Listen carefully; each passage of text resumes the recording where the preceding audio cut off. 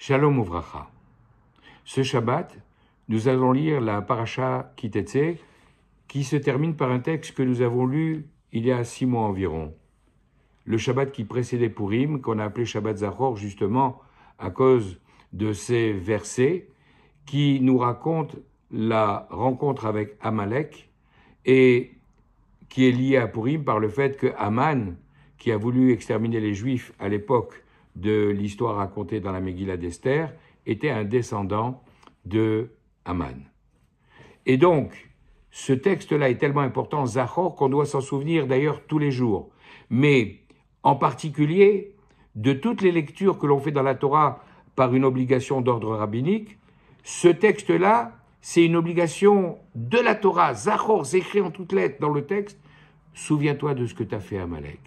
Et c'est la raison pour laquelle le Shabbat qui précédait Purim, hommes, femmes, même si elles n'ont pas le même type d'obligation, mais tout le monde se pressait dans les synagogues pour écouter ce texte. Et si malheureusement quelqu'un a eu un empêchement, 6 mois plus tard, cette semaine, il aura une deuxième chance avec les derniers versets de la Parashat Ki Tetzei, qui nous disent « Zachor et asher asa lecha Amalek » Souviens-toi de ce que t'as fait Amalek, « Baderer betzetrem mimitzraim » lorsque tu étais sur le chemin au moment où vous êtes sortis d'Égypte. « Asher kacha baderer » il t'est tombé dessus par hasard, à l'improviste, sur le chemin. Deuxième explication du mot kacha, il t'a refroidi. Troisième explication, il t'a souillé. Alors que tu étais en chemin, Vaizanev becha kol hanecheshalim acharecha, et il attaquait tous les traînards, tous les faibles qui traînaient derrière toi. Veata ayev veyagea, alors que toi tu étais fatigué et épuisé. Velo yare Elokim, et lui ne craignait pas Dieu. Plusieurs questions se posent. La première, c'est que dans ces quelques lignes, à 2 reprises, on voit un mot qui apparemment semble superflu. On aurait très bien pu dire « Souviens-toi de ce que tu as fait à Amalek quand tu es sorti d'Égypte. » Pourquoi ton besoin de préciser sur le chemin et ce mot qui paraît superflu, pourquoi d'ailleurs est-il répété une deuxième fois? L'île t'est tombée dessus à l'improviste sur le chemin. Non seulement il n'est pas utile une fois, mais pourquoi le répéter 2 fois? Et puis qu'est-ce qui prend à Amalek de nous attaquer? Au moment de la sortie d'Égypte, Shamo Amir Yirgazoun, tous les peuples ont entendu, tous les peuples ont tremblé lorsqu'ils ont eu conscience et connaissance de tous ces miracles que Dieu avait fait pour les enfants d'Israël au moment de la sortie d'Égypte, et comment lui, ce fou, cet insensé, a osé, même si Rachid nous dit que sa folie l'a poussé à sauter dans une baignoire d'eau bouillante et assez bouillantée, mais c'est pas grave, il l'a fait. Mais quand même, qu'est-ce qui a pris à Amalek de s'attaquer au peuple juif et d'être ensuite combattu et battu par Yehoshua? Alors déjà, dans cette attaque, Rashi nous explique au nom du Midrash Tanhuma et également du commentaire de Rabbi Yonatan ben Uziel, jusqu'où a été Amalek. Lorsque certains membres de la tribu de Dan qui pratiquaient l'idolâtrie ont été rejetés en dehors des nuées de la gloire qui étaient là pour les protéger, alors effectivement, les Amalécites leur sont tombés dessus. Ils les ont tués, et non seulement ils ont tués, mais ils les ont émasculés. Ils ont coupé le signe de leur alliance en le jetant vers le ciel, en disant à Dieu « Ah, c'est ça le signe de ton alliance, et bien voilà ce qu'on en fait. » Qu'est-ce qui se passe? Qu'est-ce que c'est que cette histoire? Pourquoi ces 2 fois le mot Baderer? Pourquoi cette attitude d'Amalek? Pourquoi nous dire aussi Baderer, Betzetre Mitzrayim, au moment où c'est sorti d'Égypte? On sait très bien quand est-ce que ça s'est passé. Souviens-toi de ce que tu as fait à Amalek. Les circonstances, on les connaît bien, malheureusement. Autant de questions auxquelles nous allons essayer de répondre. La première chose, c'est l'éclairage que nous donne le Harizal en nous disant que dans ce mois de Elul, dans lequel nous nous trouvons et qui précède Rosh Hashanah, il faut penser à des combinaisons du nom divin particulières, dans le détail desquelles je ne rentrerai pas maintenant, mais qui sont symbolisées par 3 mots, qui se trouvent dans le livre d'Isaïe, au chapitre 43, le verset 16, qui dit « Anoten Bayam Derer. On retrouve le mot Derer, chemin, et on parle de Dieu qui donne un chemin au milieu de la mer. Ah oui, on peut penser à la sortie d'Égypte et à la traversée de la mer, bien sûr, où Dieu a fait non seulement un chemin, mais 12 chemins, un par tribu, pour traverser la mer. En réalité, il faut le comprendre de manière allégorique, de la manière suivante. Anoten, qui donne, ça veut dire, qui avec la combinaison de son nom, qui est spécifique à ce mois de Elul, Akadosh Baruch Hu éclaire, illumine.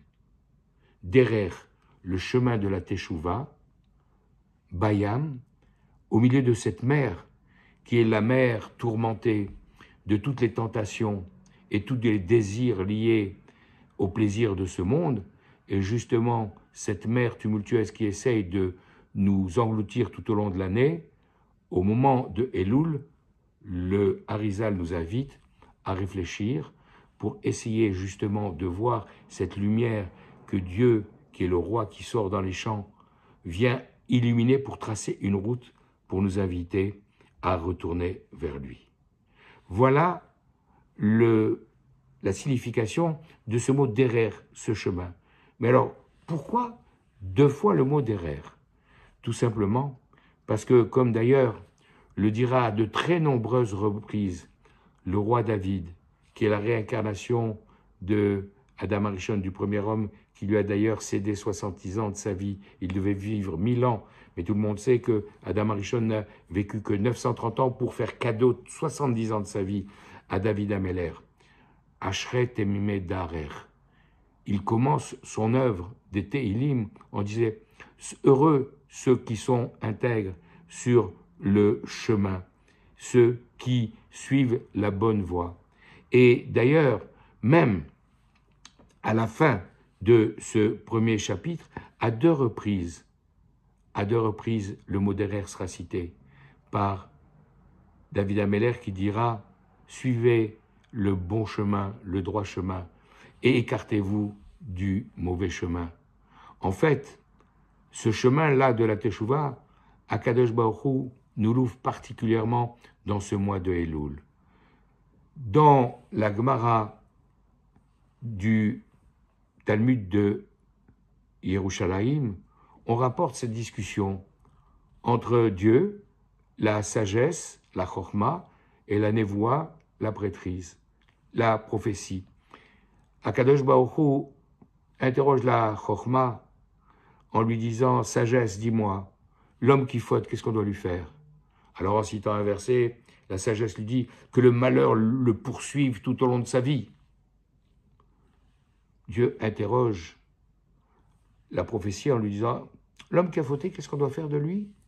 Et la prophétie lui répond « Celui qui a fauté, comprenez, celui qui n'a pas respecté l'ordre du roi, qu'il meure. » Dieu réfléchit et répond que celui qui a fauté fasse teshuva et il lui sera pardonné.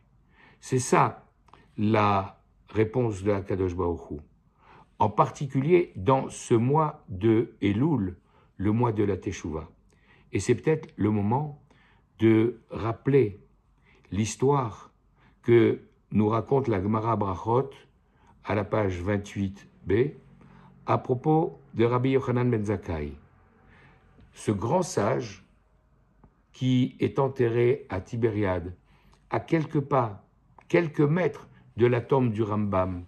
Lorsqu'on sort du mausolée du Rambam de Maïmonide, il y a un petit jardin avec sa tombe, et autour de lui, on trouve la tombe de ses 5 élèves, dont les noms sont cités dans les Pirkei Avot, en nous disant, regardez à quel point Rabbi Yochanan ben Zakkai fait l'éloge de ses élèves. Rabbi Eliezer ben Orkenos, celui qui a écrit Pirkei de Rabbi Eliezer, dont il disait que c'était comme un puits dont la surface était étanchée par de la chaux et qui ne perdait pas une goutte. Il y avait Rabbi Yehoshua ben Hanania, celui dont on disait « heureux celle qui l'a engendré », parce qu'alors qu'il n'était qu'un tout petit bébé, dans son couffin, dans son panier, dans son long dos de l'époque, sa mère allait à la synagogue en l'emportant avec elle, de manière à ce qu'il puisse déjà, dès ces tout premiers jours, entendre les paroles des chassidim, des chachamim. Et ainsi de suite pour les 5 élèves. Donc on voit cette montagne avec ses plus grands élèves qui sont là, réunis, le jour où Rabbi Yochanan ben Zakkai sent qu'il va quitter ce monde. Ces 5 élèves, qui sont d'ailleurs enterrés aujourd'hui à Tibériade autour de lui, dont les tombes entourent celles de leur maître, sont là le jour où il s'apprête à quitter ce monde, et il le voit en train de pleurer. Et il lui dit, mais maître, pourquoi est-ce que tu pleures? Et il dit, comment voulez-vous que je ne pleure pas? Si on m'amenait devant un roi de chair et de sang pour me juger, alors je sais qu'avec des paroles, je pourrais essayer de l'amadouer, peut-être même avec de l'argent, de le corrompre et de le soudoyer un petit peu. Et de toute manière, même s'il me condamnait à mort, la mort à laquelle il me condamnerait ne serait pas une mort définitive. Mais lorsque je sais que maintenant, on me mène devant le roi des rois, le Saint béni soit-il, qui va me juger et qui va me montrer devant moi 2 chemins. Le chemin qui mène au Gan Eden et le chemin qui va vers l'enfer. Je ne sais pas lequel on va me demander de prendre. Si déjà Rabbi Yochanan ben Zakkai se posait la question, à combien plus forte raison nous-mêmes devons-nous nous répondre, nous poser cette question et répondre. Et nous devons donc profiter de ce mois de Elul pour scruter nos actions, pour nous dire, rappelons-nous justement l'enseignement des Pirkei Avot, mitzvah goreret mitzvah. Une bonne action entraîne une bonne action. Et malheureusement, le contraire est également vrai. Une mauvaise action entraîne une mauvaise action. Et les mêmes Pirkei Avot nous disent que celui qui accomplit une bonne action, il crée un ange qui va venir le défendre. Alors que dans le cas contraire, ça sera un ange accusateur qui viendra, au contraire, essayer de l'enfoncer. Alors, un noten bayam derech, Dieu qui, pendant ce mois de Elul, vient éclairer la route de la Teshuvah, nous dit, pendant tout au long de l'année, vous avez peut-être cédé à des tentations ou vous êtes écarté du bon chemin. Il est temps maintenant de revenir vers moi. Voilà la route éclairée. Et à chaque pas, nous nous trouvons à cette intersection. La possibilité de prendre à droite, de retourner vers Dieu, ou au contraire, de continuer à nous enfoncer dans la boue de cette mer tourmentée, agitée, qui essaye de nous noyer. Et si on va du bon côté, alors Akadosh Baruch Hu, il continue à nous soutenir et à nous renforcer, et il tend la main vers nous pour nous rapprocher de lui. Par contre, celui qui choisit l'autre chemin, malheureusement pour lui, alors l'ange accusateur qui lui dit, mais écoute, c'est trop tard pour toi, laisse tomber, c'est trop tard, tu ne peux plus rien réparer, alors profite de la vie, continue dans ton chemin, et on risque de s'enfoncer comme ça. Alors, aujourd'hui, nous sommes dans ce mois de Elul, à quelques semaines, à quelques jours de Rosh Hashanah, le jour du jugement. Et nous devons comprendre maintenant pourquoi, justement, pas par hasard 6 mois après, pour faire un deuxième point au milieu de l'année, mais justement pendant ce mois de Elul, on nous demande de lire ce texte. Parce que comme je l'ai expliqué, et j'y reviens rapidement, comme je l'ai expliqué il y a quelques semaines, il y avait eu un partage entre Yaakov et Esav dans les mois de l'année. Très schématiquement, Yaakov avait pris les 3 premiers mois, Nissan, Iyar, Sivan, parce qu'à la fête de Pessah, la fête du don de la Torah, il a dit, c'est les meilleurs mois de l'année. Et donc, Esav avait dit, je prends les 3 mois suivants, Tammuz, Av, Elul. Et lorsque Yaakov a compris que le mois de Elul, le mois de la Teshuvah, quand on était juste avant le mois de Tishri où on allait être jugé, il a dit, oh là là, j'ai une idée. Je ne peux pas te laisser entre les mains de Esav. Je vais lui dire, je suis l'aîné, donc j'ai droit à double part. Ce n'est pas 3 mois et 3 mois chacun. J'ai 4 mois pour moi et 2 mois pour toi. Et il lui a repris le mois de Elul. Alors justement, ce mois de Elul, qui est le mois de la Teshuvah, C'est la raison pour laquelle, Baderer, sur le chemin, Amalek nous attaque pour essayer de reprendre le mois de Elul, pour essayer de nous empêcher de faire Teshuvah, pour essayer, Baderer, Betsetrem et Mitzrayim. Mitzrayim, ce sont les mêmes lettres et dans le même ordre que Metzarim.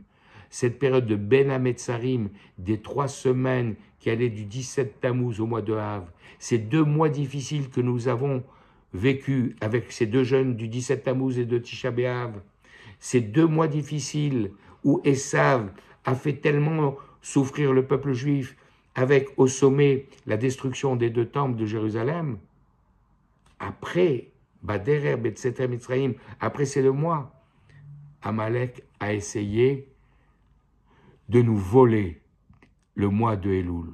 Alors justement, sachons en profiter, en nous rappelant qu'à chaque pas, il y a 2 chemins qui sont ouverts devant nous. Le chemin du repentir qui nous permet de nous rapprocher à nouveau de Dieu en corrigeant ce qui doit l'être, et malheureusement pour ceux qui n'auraient pas compris le message, de partir dans l'autre direction et de se laisser noyer dans la boue de l'impureté.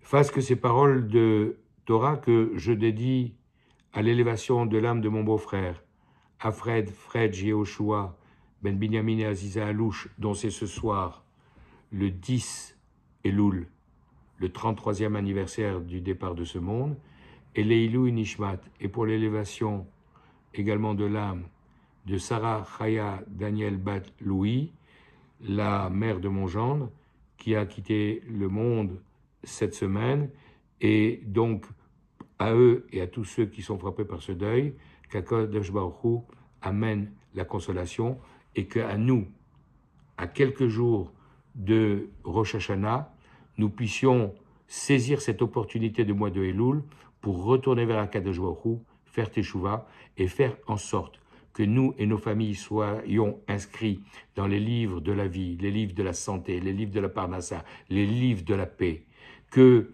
les otages soient libérés, que les soldats reviennent sains et saufs de leur combat, que les blessés retrouvent leur santé et leur capacité, et que enfin nous puissions accueillir Mashiach Tzidkenu pour la Géoula. Amen. Shabbat Shalom.